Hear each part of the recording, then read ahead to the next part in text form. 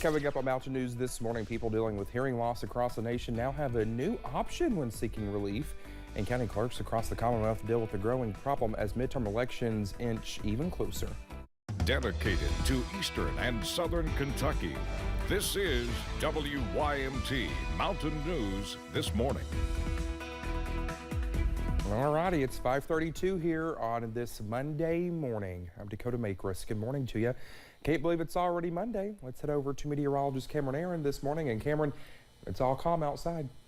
Yeah. Well, I mean, I think it rained overnight. It did rain overnight because I was laying in bed. I thought, what is this noise? I thought there was water running in my house. No, it was literally just rain. Yeah, it was raining pretty hard last night for a little bit, but we do still have a few showers out there this morning, but we are going to start to dry out and clear out into the afternoon.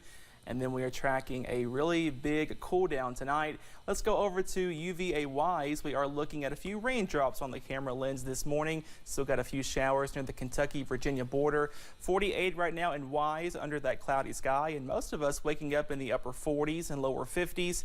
46 for Moorhead and Somerset, 50 for Manchester, 51 for Clintwood, and 54 over in Harlan. Some of us also waking up to some dense fog down to 1 mile in Middlesboro, 7 miles in Harlan, so be sure to use caution if you run into any of that fog or possibly a few showers, especially into our Virginia counties, into portions of Lee, Wise, Dickinson, and Buchanan counties. A few showers are possible, nothing too heavy. And like I said, though, we do start to dry out and clear out into this afternoon. Temperatures not really rebounding too much into the middle 50s, but we are tracking a very cold night ahead and possibly a few snowflakes by Tuesday. I have that full forecast coming up. Dakota? All right, Cameron, thank you. Well, a homeless camp is destroyed after an apparent act of arson in Moorhead. Fire officials say it happened just before 5:30 Saturday evening underneath the bridge on State Route 519 near Save-A-Lot. 10 firefighters battled the fire for about 20 minutes before it was put out. No injuries were reported, but the camp was destroyed. State Department of Transportation inspectors inspected the damage but determined the bridge was safe to reopen. Kentucky State Police, Moorhead Police, and the Rowan County Sheriff's Office are investigating, and they say they've been made aware of a person of interest in the case. Well, police searching for information after a memorial for a fallen officer was vandalized.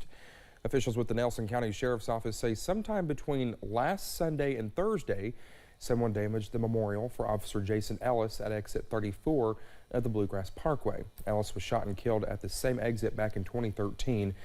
My Old Kentucky Home FOP Lodge 43 posted a $1,000 reward for information leading to an arrest. The lodge's president says, in part, quote, "It takes a cruel and heartless individual to do such an act.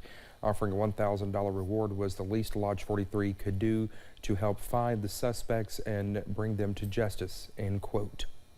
It's like violating a sacred part of you. This is where Jason took his last breath. This is where killers sat and waited. Deputies say the suspect also stole a flag that was bolted into a nearby rock. About 2 months ago, we covered a new residential treatment facility that was built here in Perry County. And on Sunday, we checked in with the facility clients and those who work there to learn more about how the facility is operating following its grand opening. Arlissa Williams has that story. Aiming to become a beacon of hope for those wanting to recover from addiction. They really care about us here, and you can tell by the way they talk to us. They want us to get better.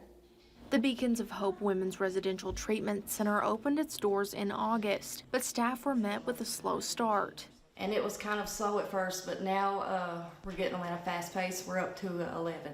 11 women are currently housed at the facility, equipped for 16. Their treatment plan is real personal to them and real individualized, because recovery really isn't something that is one size fits all. Those with the facility say it has a hands-on approach to treatment. They're going to be doing parenting classes for people that need that. They got anger management. We do 12-step studies. They have peer support groups, literature study. We read out the NA book. Nikki King, who works in peer support at the facility, says for many of the women here, building a recovery community closer to home is crucial. That's a big part of recovery in itself, I feel like, to feel like you belong somewhere. And for residents like Angel Breeding, in 2 months, they've created a family where they feel they do belong. Even the girls that are clients here all care about each other, and that's really great. It helps me get better, to know that people actually care about me and want to help me. Offering a community of recovery here in the mountains. We do recover! In Perry County, Alyssa Williams, WYMT Mountain News. Well, Beacons of Hope is not ending with the women's facility. Later this year, there will be a men's facility, a detox center, and a recreation building for those seeking recovery to use. Well, officials say it takes on average 7 years for people with hearing loss to seek help. But starting today, hearing aids will be available over the counter without a prescription for the first time. The move follows a landmark decision by the FDA this summer. Hearing care practitioner Tony Salmon says increases in technology like at-home testing made the decision possible.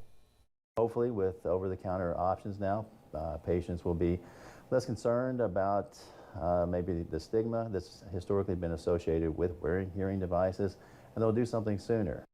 Well, Salmons encourages anyone who notices an issue with their hearing to get help immediately. And COVID numbers appear to be decreasing across our region. While several eastern Kentucky counties are in the yellow, only Letcher County remains in the red. As of October 10th, the state reported the positivity rate as 7.91%. More than 3,000 cases and 81 new deaths were reported last week. In total, Kentucky's had more than 1.5 million cases of the virus and more than 17,000 deaths. Midterms are now just weeks away, and many county clerks are facing a growing problem. Kentucky Secretary of State Michael Adams says county clerks across the state have been hit with open records requests for a high volume of election-related documents. MyPillow CEO Michael Lindell has been raising concerns of election fraud since the 2020 presidential election, even calling out Adams directly on social media recently. It seemed like these things were directly aimed at disrupting our election process. To get all of these in at once all of a sudden, right as we're pivoting toward the general election and we finish the primary. The famous pillow guy out in Minnesota, he was behind a lot of this. Adams says the high demand of requests has made the job of county clerks across the state more stressful, causing many to step away from this position. So far this year, the state has lost more than triple the number of clerks lost during the pandemic.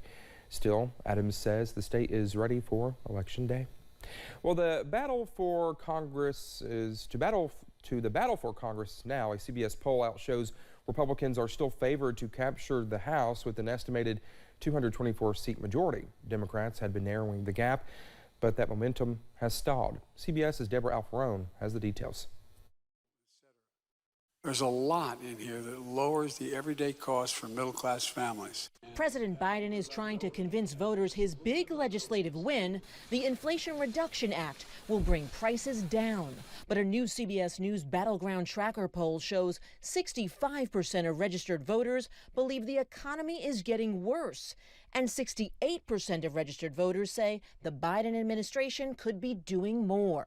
This is a top concern for all voters. It's also a top concern for the president. On Face the Nation, Transportation Secretary Pete Buttigieg said curbing inflation is the president's top economic priority. So it's a very clear choice, a very clear difference in approaches here right now on Capitol Hill and among office holders, where the focus for Democrats, the focus for the president, is to cut that cost of living and to cut the pressure, get people more breathing room at a time where inflation remains a major concern.